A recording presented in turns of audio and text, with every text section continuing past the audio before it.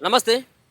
ఇటీవల రాష్ట్ర ప్రభుత్వం 42% బీసీలకు రిజర్వేషన్లంటూ ఒక పక్కన స్థానిక ఎన్నికల్లో రానున్నటువంటి ఎన్నికల్లో 42% రిజర్వేషన్లతోటి మేము ఎన్నికలకు వెళ్తామున్నామని చెప్పేసి ప్రభుత్వం ఒక పక్కన ప్రకటన విడుదల చేస్తూ ఉంది. మరో పక్కన రాష్ట్రంలో అత్యధిక జనాభా గలటువంటి ముదిరాజులకి ఇప్పుడున్నటువంటి రాష్ట్ర సర్కార్ కానీ, గతంలో ఉన్నటువంటి రాష్ట్ర సర్కార్ కానీ ఏ విధమైనటువంటి భరోసా ఇచ్చింది? ఇప్పుడు ముదిరాజులు ఎక్కువ సంఖ్యలో జనాభా ఉన్నప్పటికీ రాజకీయ ప్రాధాన్యత లేకుండానే పోయింది. ముఖ్యంగా చాలా సంబంధించినటువంటి ప్రాంతాలలో ముదిరాజులు అసలు ప్రాతినిధ్యమే లేనటువంటి జిల్లాలు ఉన్నాయి. ఒక ఎంపీటీసీ కూడా లేనటువంటి మండలాలు కానీ, ఒక ఎంపీటీసీ లేనటువంటి జిల్లాలు సైతం కూడా ముదిరాజులు ఇప్పుడు ఆ విధమైనటువంటి గందరగోళమైనటువంటి పరిస్థితిలో ఉంది. గతంలో తీసుకొచ్చినటువంటి జీవో నెంబర్ 15 అంటే డి డి కేటగిరీలో ఉన్నటువంటి వాళ్ళని ఏ కేటగిరీలోకి తీసుకొని వస్తాం మేము అంటూ గతంలో వైఎస్ రాజశేఖర రెడ్డి ఉన్నప్పుడు జీవో నెంబర్ 15 తీసుకొచ్చిండు. ఆ 15 ఇప్పటికే అటకెక్కింది. దాని గురించి అసలు మాట్లాడాల్సినటువంటి నాయకులు సైతం కూడా నోర్లు మూగపోయినాయి. సో వీటన్నిటి పట్ల కూడా మాట్లాడేటువంటి ప్రయత్నం చేద్దాం. ఎందుకంటే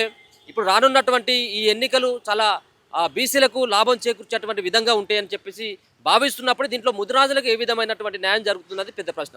సో మాట్లాడదాం. మనతో పాటు ముదిరాజు సంక్షేమ సంఘ రాష్ట్ర అధ్యక్షులైనటువంటి సురేష్ గారు ఒకసారి మాట్లాడేటువంటి ప్రయత్నం చేద్దాం. సార్ ముందుగా నమస్తే మీకు. సో ఏంటి సార్ ముదిరాజులు రాజకీయంగా ఇప్పటి వరకు కూడా చైతన్యం కాలేకపోతా ఉన్నారు. సో సంబంధించినటువంటి బీసీ వర్గాల్లో ఉన్నటువంటి కొంత జనాభా తక్కువ ఉన్నటువంటి ఆ కులాలు సైతం కూడా కొంత రాజకీయంగా ఎదుగుతున్న ప్రయత్నం చేస్తున్నప్పటికీ ముదిరాజులకు ఎందుకు ఇంకా ఆ విధమైనటువంటి రాజకీయ పరమైనటువంటి చైతన్యం ఎందుకు రావట్లేదు అని చెప్పేసి అనుకోవచ్చు సార్? మొదట మన తొలి వెలుగు ఛానల్కి నమస్కారాలు, ధన్యవాదాలు. అలాగే రాష్ట్రంలో ఉన్న ఓటర్స్ అందరూ కూడా ఈ సందర్భంగా చైతన్యం కావాల్సిన అవసరం ఉంది. అందులో ముఖ్యంగా ముదిరాజులు. ఈ రాజకీయ చైతన్యం ముదిరాజుల్లో లేకపోవడానికి ప్రధాన కారణం ఈ ప్రాంత మూలవాసులు అత్యధిక జనాభా ఉన్న ఆదిమ తెగ విముక్త జాతి అయినటువంటి ముదిరాజులను విద్య లేకుండా చేసి, ఉద్యోగాలు రాకుండా చేసి, రాజకీయంగా ఎదగకుండా చేసి, ఆర్థికంగా చితగ్గొట్టి సమాజంలో వెనక్కి నెట్టేస్తున్న సందర్భాలు మనకు అనేకం కనబడుతున్నాయి. స్పష్టంగా ఎక్కడ కూడా ముదిరాలకు లభించాల్సినటువంటి హక్కులు ఏ ఒక్కడు కూడా దొరకకుండా వాళ్ళకున్న అరకొర భూమిని కూడా లాక్కునే ప్రయత్నాలు అనేక సందర్భాల్లో మనం చూస్తూ ఉన్నాం. ఇక విద్యాపరంగా అయితే ఎక్కడ కూడా వీళ్ళ స్థానం ఉండదు. ఉద్యోగాలు కూడా వీళ్ళు ఎక్కడ కూడా మనకు రాష్ట్ర స్థాయిలో ఎక్కడ కూడా కనబడరు. అంటే ఇక్కడ అధికారులు అంతా ఏం చేస్తున్నారు అనేది ఒకటి క్వశ్చన్ మార్క్. తర్వాత ఇక మీరు చెప్పినట్టుగా ఈ కుల జనగణన జరిగింది. కుల జనగణనలో ఇప్పటి వరకు కూడా 42% ఇస్తామన్నారు, అది ఓకే. కానీ జనాభా ఏ కులానికి ఎంత జనాభా అనేది చెప్పకపోవడం విచిత్రం అనిపిస్తుంది. ఇప్పుడు పూర్తి స్థాయిలో 56 క్వశ్చన్స్తో మేము సర్వే చేసినాము. పూర్తిగా వివరంగా ఉంది. ఇది దేశమంతా అడాప్ట్ చేసుకోవాలి, దీన్ని మోడల్గా తీసుకోవాలని చెప్పి మనం ఢిల్లీలో కూడా పోయి చెప్పుకున్నాం మనం. మరి ఇక్కడ మీరు సామాజిక పరిస్థితుల గురించి, వాళ్ళ యొక్క జనాభా ఎంత ఉందనేది, వాళ్ళ యొక్క ఆర్థిక పరిస్థితి ఏంది, వాళ్ళ విద్యాపరంగా వాళ్ళకు ఉద్యోగపరంగా ఎట్లా వెనుకబడి ఉన్నారనేది ఇంతవరకు నివేదిక సమర్పించకపోవడంలో అర్థం ఏంటి? అసలు ఏం అర్థం చేసుకోవాలి? గతంలో కేసీఆర్ చేసిన జనాభా లెక్కల్లో అప్పుడు అత్యధికమని చెప్పారు, ఇప్పుడు కూడా ముదిరాజులు అత్యధిక జనాభా అని చెప్తున్నారు. కానీ జనాభా ఎంత అనేది మనకి ఇప్పటి వరకు కూడా తెలియట్లేదు. ఇప్పటి వరకు కూడా ఎందుకు ఇంత జనాభా ఉన్నప్పుడు కూడా ఎందుకు మనం రాజకీయాల వైపు ఎందుకు చూడట్లేదు? కేవలం ఆ చెరువులు సభ్యత్వాలు అన్నటువంటి ఆ విధంగానే ఉంటుంది మన ముదిరాజులకు సంబంధించిన వ్యవహారం. కానీ రాజకీయాలకు వచ్చిన తర్వాత ఎందుకు అవగాహన లేకపోవడమా, లేకపోతే ముదిరాజులను తొక్కేయాలన్నటువంటి ఆలోచన ఉన్నటువంటి పెద్దలు, అంటే ఉన్నటువంటి ముదిరాజు కులంలో ఉన్నటువంటి పెద్దలు ఇంకా తొక్కేసేటువంటి ప్రయత్నం చేస్తా ఉన్నారు. ఎందుకు మనకి రాజకీయ పరమైనటువంటి చైతన్యం ఎందుకు రావట్లేదని అనుకోవచ్చు? ఇది చాలా సింపుల్. ఏదైనా ఒక దేశాన్ని కానీ, ఒక రాష్ట్రాన్ని కానీ, ఒక సమాజాన్ని కానీ అన్ని రకాలుగా నిర్వీర్యం చేయాలంటే వాళ్ళకి విద్య లేకుండా చేస్తే చాలు. వాళ్ళకి ఏం చేయాల్సిన అవసరం లేదు, విషయం చేయాల్సిన అవసరం లేదు, ఏం లేదు. ఎడ్యుకేషన్ ఇవ్వకపోతే ఆ జాతి అనేది రాజకీయంగా అది ఎందులో కూడా ముందుకు రాదు. అదే పరిస్థితి ఇక్కడ మీరు అన్నట్టుగా ఆధునిక యుగంలో మనం అనేక ఎగ్జాంపుల్ చెప్పుకున్నాం. ఎస్సీలు అణచివేయబడ్డారు, వాళ్ళకి రిజర్వేషన్స్ కావాలని చెప్పి అంబేద్కర్ కొట్లాడి ఈరోజు వాళ్ళు రాజ్యాంగబద్ధంగా వారు అనేక రకాల హక్కులు పొందుతున్నారు. సేమ్ ఆ స్థానాన్ని ఆధునిక యుగంలో అంటే 1972లో ఏదైతే అనంతరామన్ కమిటీ ద్వారా ఈ ప్రాంతంలో ఉన్నటువంటి వెనుకబడిన తరగతులకు విద్యా ఉద్యోగాల లోపల రిజర్వేషన్స్ కల్పించాలని ఉద్దేశించి ఏర్పాటు చేయబడ్డ ఆ కమిషన్ రిపోర్ట్ ఆధారంగా ఈ రిజర్వేషన్స్ కల్పించారు కదా, ఏబిసిడి వర్గీకరణ చేసినారు కదా, అక్కడే బీజం పడింది ముదిరాజులను తొక్కడానికి, అణిచివేయడానికి. అత్యధిక జనాభా ఉన్న విముక్త జాతి ఆదిమత్యగా సంచార లక్షణాలు ఉన్నటువంటి ముదిరాజులను తీసుకుపోయి ఉన్నత వర్గాలు ఉన్నటువంటి డి గ్రూప్లో చేర్చడం ఇది విచిత్రం కాదా? అసలు ఏ గ్రూప్కు ఉన్నటువంటి లక్షణాలన్నీ కూడా ముద్రాలకు ఉన్నాయి కదా. ఆదిమత్యగా, విముక్త జాతి, సంచార లక్షణాలున్నాయి. ఇంకా ఇన్ని లక్షణాలు ఉన్నటువంటి వీళ్ళను ఎట్లా వీళ్ళు ఇతర కులాల్లో చేర్చారు? ఈ అనంతరామన్ కమిటీ ఒక పెద్ద లోపభూయిష్టం, పూర్తిగా తప్పుల తడక. ముస్లింలను తీసుకొచ్చి రిజర్వేషన్స్ ఇచ్చారు, అది మనం వింటున్నాం ఇప్పుడు ఈ మధ్య. అది ఎట్లా మేము వెలుగులోకి తెచ్చినాము, అది మిగతా వాళ్ళందరూ కూడా దాన్ని తీసుకొస్తున్నారు. ముస్లిమ్స్కు రిజర్వేషన్స్ ఉన్నాయి. ఇక్కడ ఏ గ్రూప్లో రిజర్వేషన్స్ ఉన్నాయి వాళ్ళకి మెహతార్, బి గ్రూప్లో దూదెక్ల వాళ్ళకు ఉన్నాయి. మళ్ళీ ఈ గ్రూప్ ప్రత్యేకంగా రాజశేఖర రెడ్డి గారు ఇచ్చారు, మాకు ఇచ్చినప్పుడు జియో 15తో పాటు వాళ్ళకు కూడా ఈ గ్రూప్లో వాళ్ళకి రిజర్వేషన్స్ కల్పించబడ్డాయి. అగ్ర కులాలుగా ఉన్నటువంటి వీరశైవ లింగాయతులను తీసుకొచ్చి డి గ్రూప్లో చేర్చారు. అంటే అగ్ర కులాలు ఉన్నోళ్ళు వాళ్ళు వెనుకబడి ఉద్యోగాల పరంగా వెనుకబడి వాళ్ళు రిజర్వేషన్స్ కింది స్థాయికి వస్తున్నారు. ఉన్నత వర్గాలకు చెందిన మున్నూరు కాపులకు డి గ్రూప్లో ఉన్నారు, సాతాని శ్రీవైష్ణవులు డి గ్రూప్లో ఉన్నారు, అత్యధిక జనాభా ఉన్నటువంటి యాదవులు డి గ్రూప్లో ఉన్నారు. అంటే సగం బీసీ జనాభాను డీలో పెట్టి వాళ్ళకి 7% రిజర్వేషన్స్ ఇచ్చి అందులో పోటీ పడమంటే ఈ ముద్రాలు ఎక్కడి నుంచి పోటీ పడతారు? ఏంటి సార్ అది జీవో నెంబర్ 15 ఏదైతే ఉందో, సో దాదాపుగా రాజశేఖర రెడ్డి పీరియడ్ అంటే 2009, 10 ఆ కాలంలో కావచ్చు తీసుకొచ్చినటువంటి జీవో. ఇన్ని సంవత్సరాలు అవుతున్నప్పుడు కూడా దానిపైన ఇంకా కోర్టులో జాప్యం జరుగుతూ ఉన్నది, బీసీ కమిషన్లో కూడా ఇంకా జాప్యం జరుగుతూ ఉన్నది. ఎందుకు దీన్ని గురించి అడిగేటువంటి వాళ్ళు కూడా కరువు అయిపోయినటువంటి పరిస్థితి కనబడతా ఉన్నది. చాలా మంది చెప్తా ఉన్నారు మనం బీసీ డీలోకి వెళ్ళి ఏలోకి వెళ్ళబోతా ఉన్నాం, ఏలోకి వస్తేనే బుద్ధరాజులకు న్యాయం జరుగుతుందని. కానీ బయటకు వచ్చి మాట్లాడేటువంటి నాయకులు ఎక్కడ పోయిండ్రు? సో ఏంటి అసలు దీంట్లో ఉన్నటువంటి మతలబ్ ఏంది? ఇక్కడ చూడండి సార్, అక్కడ రియల్గా అడిగి నోరు పోయినటువంటి ఈ ముద్రాల మీద దయ తలిచినటువంటి దేవుడు రాజశేఖర రెడ్డి. ఆయన 2009లో ఒక కమిటీ వేసిండు, దాల సుబ్రహ్మణ్యం కమిటీ అనే ఒకటి వేసి 1994 కంటే ముందు వచ్చినటువంటి వినతి పత్రాలను బేస్ చేసుకొని చర్చల్లో అక్కడ ప్రజల యొక్క వెనుకబడతానాన్ని, అక్కడ ఉన్నటువంటి డిమాండ్ను ఒకసారి పరిగణలోకి తీసుకొని వాళ్ళకి దాల సుబ్రహ్మణ్యం కమిటీ రిపోర్ట్ ద్వారా జియో 15 ఇచ్చిండు. ఆయన దేవుడు. ఈరోజు ముద్రాలందరూ కూడా ఆయన దేవుడుగా భావించాలి. జియో 15 ఇచ్చి అంటే ఫిబ్రవరి 19, 2009లో ఇవ్వడం జరిగింది. దాన్ని కోర్టుకు పోయినాయి. బీసీఏ కులాలు మాకు అంత అన్యాయం జరుగుతుంది, వీళ్ళు ఎక్కువ జనాభా ఉన్నారని చెప్పి. అప్పుడు ముద్రా సంఘ నాయకులు కూడా ఒక పెద్ద పొరపాటు ఏం చేశారంటే మేము 1,26,00,000 అని చెప్పుకున్నారు వీళ్ళు. వాళ్ళు ఏం చెప్పారు, ఏ గ్రూప్ వాళ్ళు కాదు 1,26,00,000 కాదు, వాళ్ళు 2 కోట్లు అన్నారు. చూడండి, అప్పుడే ఈ వీళ్ళ జనాభా 2 కోట్లు అంటే సగం. ఇప్పుడు మొత్తం మొన్న కేసీఆర్ చేసిన దాంట్లో 3.6 crores అన్నారు. అంటే వీళ్ళు 2 crores అంటే ఎంత జనాభా ఉందని వాళ్ళు చెప్తున్నారు. చెప్పడం పోయి ప్రభుత్వం కూడా చెప్పింది. ప్రభుత్వం ఆ రోజు కూడా 46 లక్షల జనాభా ఉంది వీళ్ళది అని చెప్పి ప్రభుత్వ పరంగా అడ్వకేట్ జనరల్ గారు కోర్టుకు సబ్మిట్ చేయడం జరిగింది. అయితే కోర్టు తీర్పు స్పష్టంగా ఉంది. అక్కడ కోర్టు వాళ్ళు చెప్పినటువంటి ఆక్షేపణలు అన్నింటినీ కూడా పక్కపెట్టి ముద్రాలు బీసీలు చేర్చడానికి అర్హులని చెప్తూ, కాకపోతే మీరు చెప్పినట్టుగానే ఇంత జనాభా అక్కడ 7% ఉంది, ఇక్కడ 7% ఉంది కాబట్టి దీన్ని సవరించే ప్రక్రియ జరగలేదని ఒక చిన్న లాజిక్ పెట్టి దీన్ని ఆపుతున్నామని చెప్పి అన్నది చెప్తూ ఖర్చు లేకుండా మీరు మళ్ళీ పిటిషన్ వేసుకోవచ్చు అని చెప్పింది. అంటే మేము ఇంతకాలం మేము ఏమనుకున్నాం అంటే జ్యుడిషియర్ కూడా మనకు అన్యాయం చేసింది అనుకున్నాం, కానీ తప్పది. హైకోర్టు మాకు ముద్రాలకు న్యాయమే చేసింది, ముద్రాలను బీసీఏలో ఉంచడం సమర్థించింది, ముద్రాలకు రిజర్వేషన్ శాతాన్ని సవరించుకోమని ఒక అడ్వైజ్ చేసింది. అప్పుడు మా నాయకులు చేసిన పొరపాటు ఏంటంటే ప్రభుత్వం మీద ఒత్తిడి రావడము, లేదా పిటిషన్ హైకోర్టులో వేసి అక్కడ ఉన్నటువంటి దాన్ని క్షుణ్ణంగా చదివి దాని యొక్క విషయాలను సబ్మిట్ చేసి ఉంటే ఆ రోజే మనకు ముద్రాలకు రిజర్వేషన్స్ 2009 వచ్చేటి. యాక్చువల్గా 1972 నుంచి రావాల్సిన రిజర్వేషన్స్ నేటికి కూడా పొందట్లేదు. అంటే దాదాపు 53 సంవత్సరాలు గడిచిపోయినాయి. రిజర్వేషన్స్కు అర్హులు కానీ అసలు రిజర్వేషన్స్ పొందనటువంటి అనుభవించినటువంటి కులం మీద ఉందంటే ఒక ముదిరాజే. ఈరోజు బ్రాహ్మణ్స్ పొందుతున్నారు, రెడ్డిలు వస్తున్నారు, అందరు పొందుతున్నారు. కానీ ఒక ముదిరాలకు మాత్రమే ఎక్కడ రిజర్వేషన్స్ లేవు.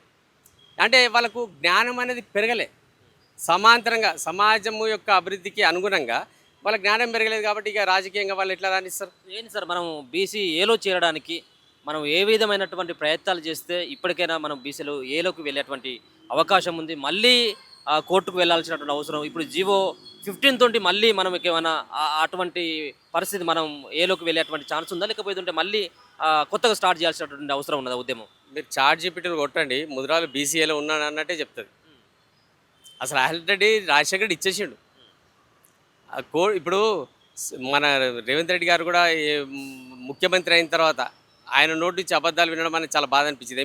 ఎంపీ ఎలక్షన్స్లో ముద్రాల ఇష్యూ సుప్రీంకోర్టులో ఉంది. వాకాటి శ్రీహరి గారు మీకు మంచి న్యాయవాదులను పెట్టి మీకు ఆయన మీకు న్యాయం చేస్తాడని చెప్పారు. కానీ కాదు, మేము పరిష్కరిస్తామని గత ప్రభుత్వం, బీఆర్ఎస్ ప్రభుత్వం, టీఆర్ఎస్ ప్రభుత్వం మేము పరిష్కరిస్తామని చెప్పి సుప్రీంకోర్టు నుంచి 11/10/2022 నాడు తీసుకొచ్చింది ఇక్కడికి.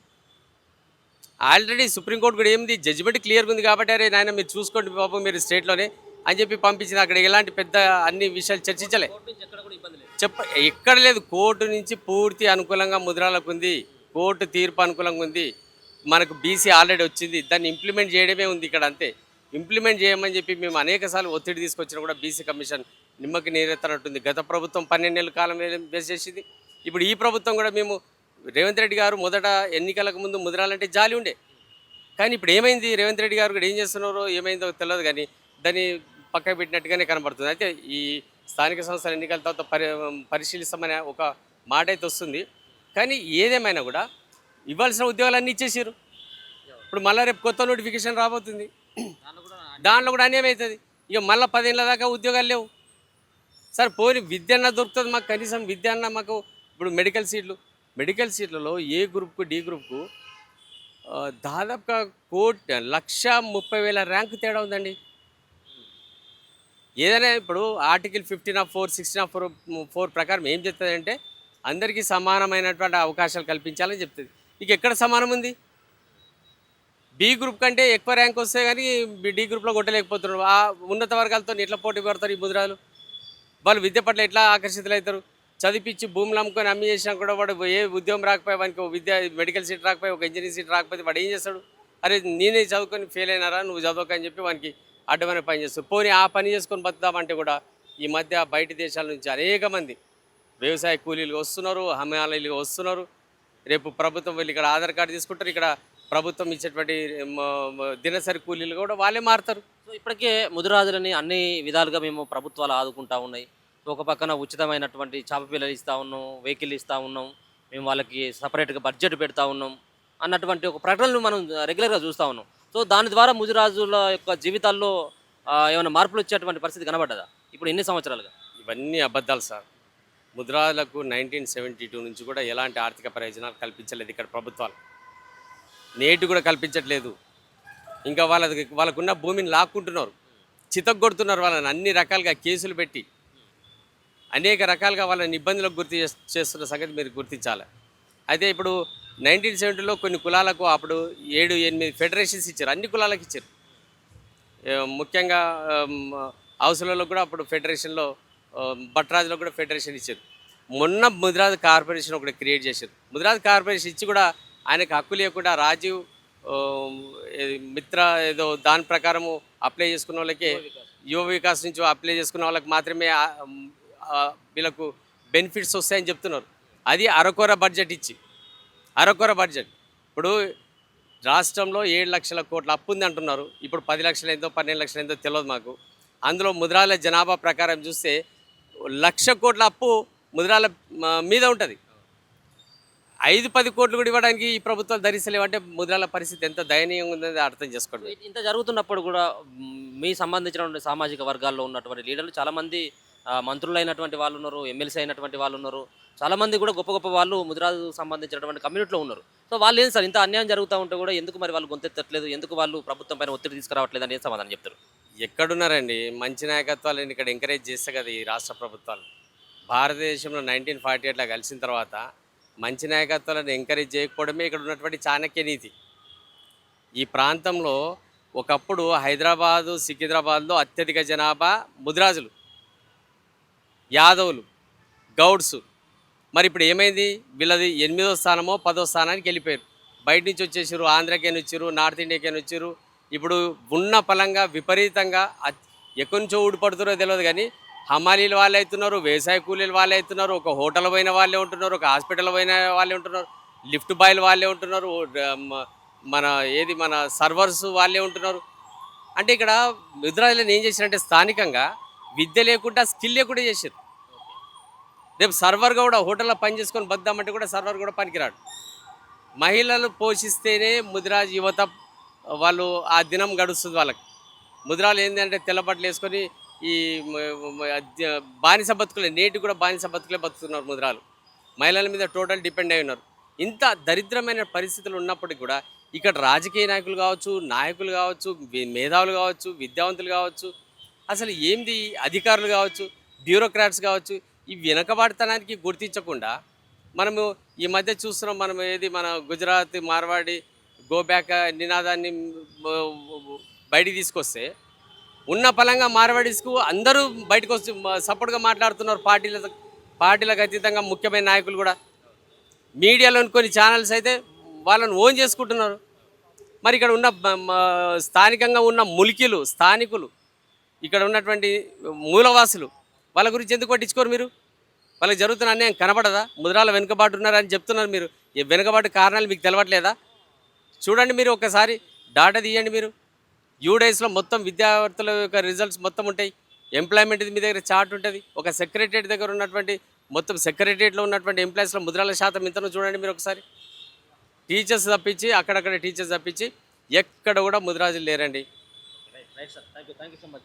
సో మొత్తానికి ముదిరాజులు వెనుకబాటుకి ప్రధానమైనటువంటి కారణం ఇక్కడ ఉన్నటువంటి రాజకీయ నాయకులు కావచ్చు, ఈ సంబంధించినటువంటి ఈ ముదిరాజు సంఘంలో ఉన్నటువంటి ఎవరైతే సోకాల్డ్ లీడర్లు ఎవరైతే ఉన్నారో వాళ్ళు కూడా ప్రభుత్వాల పైన ఒత్తిడి తీసుకురాకపోవడంతో ఇప్పుడు బీసీ డీలో ఉన్నటువంటి వాళ్ళు ఏలోకి రాకుండా పోతా ఉన్నారు. ముఖ్యంగా కావాల్సింది ఒక పక్కన ఇంతకుముందు సురేష్ గారు చెప్పినట్టుగా మెడికల్ సీట్ల విషయంలో పూర్తి స్థాయిలో ముదిరాజులే లాస్ అయిపోయింది. ఇది ఒకటే కాదు, విద్యలో, ఉపాధిలో, అన్ని రంగాలలో సైతం కూడా చితికిపోయినటువంటి వాళ్ళు ముదిరాజులే ఎక్కువ సంఖ్యలో ఉన్నారన్నటువంటి భావనతో పాటు ఖచ్చితంగా ఇప్పటికైనా పోరాడితే పోయేదేం లేదు. ఖచ్చితంగా మనం సాధించాల్సినటువంటి హక్కుల పైన పోరాడాల్సినటువంటి అవసరం ఉన్నది.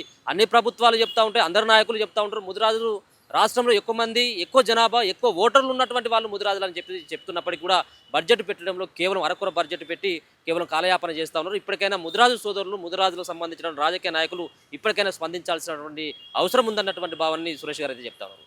చూస్తూనే ఉండండి మన తొలి వెలుగు.